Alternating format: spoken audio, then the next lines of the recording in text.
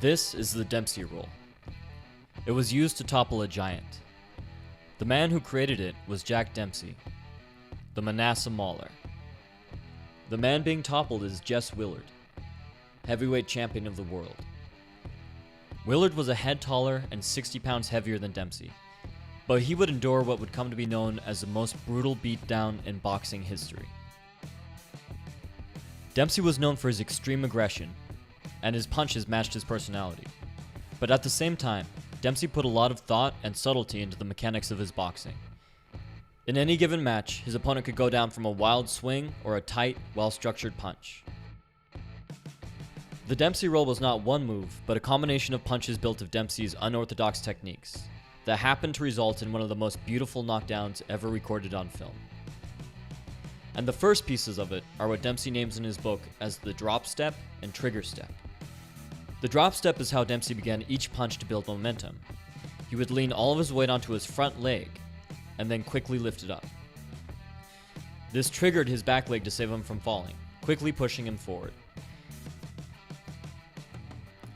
This technique allowed Dempsey to put all of his weight into each punch, as he was essentially falling forward into his opponent and catching himself with his fist on their face. Dempsey spent pages in his book explaining how stepping into his punches massively increased his power, regardless of how close or how far away he was.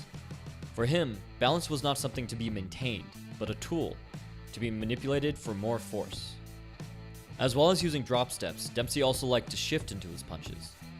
This brings us to the next part of the Dempsey Roll: Dempsey's figure 8 bobs and weaves. Dempsey would switch into southpaw and back to chase after his opponents, bobbing and weaving to get close enough to throw a power blow, often making a figure 8 motion with his head as he did so. He would angle his steps, both to cut off the ring and take him offline. His weaving motion blended seamlessly into his punch, and helped load it up with even more momentum. He used the same figure 8 motion to put his head offline and load up each punch in his Dempsey Roll. This brings us to the last technique from Dempsey's book, the shoulder whirl. The shoulder whirl was Dempsey's way of explaining what is now commonly called the elastic band principle. It involves stretching your muscles as far as they can go until they whip back, like pulling on and then releasing a rubber band. Now let's look at how each piece fit into the Dempsey Roll. First, Dempsey gets off angle and then shifts his weight forward with his drop step, quickly gaining distance. He ducks under Willard's jab with his bob and weave motion, putting his head offline and transferring his weight. From here, it's bob and weave shifting combined with the shoulder whirl.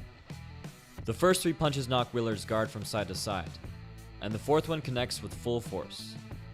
Dempsey put tremendous power into his punches, and Willard would spend the next several minutes of his life taking the worst punishment ever seen in the ring.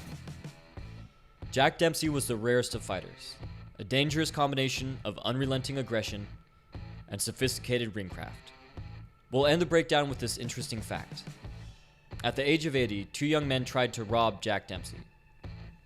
After the dust had settled, he decided to let them go, saying in his biography, "In a way, I felt sorry for him. These are the kids that boxing could have helped."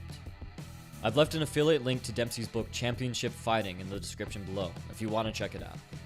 For the Modern Martial Artist, this has been David Christian, wishing you happy training.